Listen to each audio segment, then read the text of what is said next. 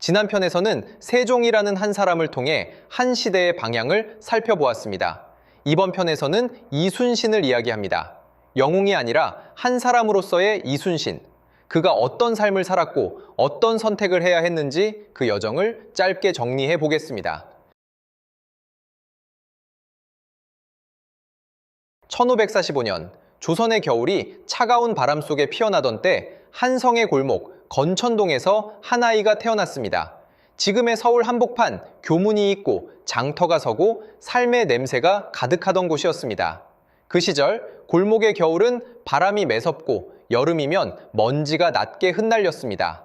그 속에서 자란 한 소녀는 아직 칼도 전쟁도 바다도 알지 못했습니다. 그러나 그에게는 일찍부터 글과 붓이 있었습니다. 그는 마음을 쓰는 법을 배웠습니다. 세상이 흔들려도 글로 마음을 다잡는 법을. 그것이 어린 이순신이 가진 첫 번째 무기였습니다. 칼보다 먼저 손에 쥔 것, 마음을 담는 글이었습니다. 시간이 흘러 소녀는 청년이 됩니다. 그리고 어느 날 집을 떠나는 아침을 맞습니다. 밥상을 마주한 어머니는 조용히 말합니다. 잘 가거라. 나라의 치욕을 크게 씻거라. 짧은 말 한 줄. 그 안에는 한 어머니의 모든 감정이 담겨 있었습니다. 사랑이 너무 커서 차가운 말이 되었고 기대와 두려움이 한꺼번에 담긴 말이었습니다. 그 순간 이순신의 어깨 위에는 보이지 않는 짐이 올랐습니다. 나라의 치욕. 그 말은 앞으로 그의 인생 전체를 지탱할 무게가 됩니다. 그 이후 그의 마음속에는 언제나 기준이 생겼습니다. 어떤 상황에서도 흔들리지 않아야 한다는 기준. 그것이 이순신의 출발선이었습니다. 이순신은 처음에는 문관의 길을 꿈꿨습니다. 책을 읽고 병서를 익히며 사람의 마음을 이해하려 했습니다. 그는 힘보다 지혜가 앞서는 세상을 바라봤습니다. 그러나 때가 되어 그는 무관의 길을 택합니다. 그 선택은 그 어떤 영화적인 장면도 없었습니다. 조용했고 담담했습니다. 인생에서 가장 큰 결심은 그렇게 다가옵니다. 거창하지 않게, 그러나 결코 뒤집히지 않게. 그 이후 그는 수없이 넘어지고 다치고 다시 일어서기를 반복합니다. 그 과정에서 그는 배우고 또 배웁니다. 진짜 용기는 한 번의 승리가 아니라 끝내 포기하지 않는 끈기에서 온다는 것을. 그가 위대한 이유는 처음부터 완벽했기 때문이 아닙니다. 그날까지 버텼기 때문입니다. 공직에 오르자 진짜 싸움은 칼이 아니라 사람이었습니다. 어떤 사람은 부드럽게 살아남았고 어떤 사람은 모난 진심으로 미움을 받았습니다. 이순신은 후자였습니다. 그는 원칙을 택했고 그 대가를 치렀습니다. 오해받고 미움받고 모함받으며 수차례 좌천되었습니다.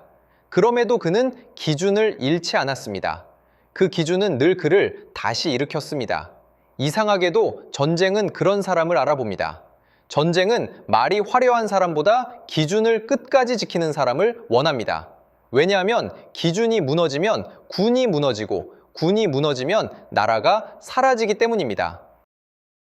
1592년 임진왜란이 조선을 덮습니다. 땅이 흔들리고 백성이 불타고 왕이 도성을 떠납니다. 모든 것이 흔들리던 그때 이순신은 바다로 나아갔습니다. 그에게 바다는 단순한 장소가 아니었습니다. 지켜야 할 마지막 숨구멍이었습니다. 바다가 뚫리면 모든 것이 끝난다는 걸 그는 알았습니다. 그날 이후 그의 싸움터는 육지가 아니라 바다였습니다. 그는 함선의 배치, 조류의 방향, 바람의 속도를 모두 읽었습니다. 바다는 그의 책이었고 전장이었습니다. 1597년 음력 9월 16일, 전라남도 해남 명량 해협, 정찰병이 급히 달려와 보고합니다. 적선이 너무 많아 헤아릴 수 없습니다. 참 선조실록은 그 수를 330여 척이라 기록합니다. 그때 우리 배는 고작 12척, 그 수의 차이는 절망에 가까웠습니다. 병사들의 입술이 굳고 누군가는 눈을 돌렸을 것입니다. 하지만 이순신은 닻을 올렸습니다. 그의 용기는 무서움을 모르는 용기가 아니었습니다. 무섭다는 걸 알면서도 해야 할 일을 하는 용기였습니다. 그는 물길이 바뀌는 시각을 계산했고 배가 버틸 수 있는 해류의 자리로 옮겼습니다. 적선들이 서로 얽히는 지점을 기다렸습니다. 그리고 마침내 기적처럼 보이는 승리가 일어납니다. 전투가 끝난 뒤 선조실록은 간결히 남깁니다. 외선 31척을 부수었다. 역사는 감탄하지 않았습니다. 기록만 남겼습니다. 오직 냉정한 사실, 그날 바다는 한 사람의 기준에 의해 지켜졌다는 사실. 1598년 11월, 노량해전, 전쟁의 마지막 싸움이었습니다. 어둠과 새벽이 맞물리던 시각, 이순신은 함선 위에서 지휘를 이어갑니다. 총탄이 쏟아지고 적의 함선이 들이닥칩니다. 그때 그는 조총탄을 맞습니다. 가슴께가 무너지듯 피가 번집니다. 그러나 그 순간 그는 마지막 명령을 남깁니다. 싸움이 급하니 내 죽음을 알리지 말라. 그에게 두려움이 없었던 것은 아닙니다. 그는 자신의 죽음으로 군이 흔들릴까 두려워했습니다. 그 두려움은 비겁함이 아니라 책임이었습니다. 그는 쓰러지며도 끝내 책임을 다했습니다. 죽는 순간까지도 자신보다 남은 사람들을 먼저 생각했습니다. 전쟁이 끝나고 바다는 다시 조용해졌습니다. 하지만 그 위에는 여전히 한 사람의 마음이 남아 있습니다. 기록, 준비, 책임, 그리고 사람. 이순신이 남긴 것은 승리만이 아니었습니다. 그가 남긴 것은 기준이었습니다. 그 기준은 인간의 한계 속에서 빛나는 선택이었고 무너지는 나라 속에서 지켜낸 마지막 선이었습니다. 우리는 종종 이순신을 멀리 둡니다. 너무 완벽하고 너무 거대해서 우리의 삶과는 다른 세계의 사람처럼 느낍니다. 하지만 그는 신이 아니었습니다. 그도 두려웠고 지쳤고 흔들렸습니다. 그런데도 그는 닻을 올렸습니다. 오늘도 바다는 새벽의 파도 속에서 묻습니다. 정말 나갈 것이냐? 정말 지킬 것이냐? 그 질문 앞에서 이순신은 언제나 같은 대답을 했습니다. 닻을 올려라. 그 한마디는 여전히 우리의 마음속 어딘가에서 울립니다. 지금 당신은 버티고 있습니까? 아니면 준비하고 있습니까?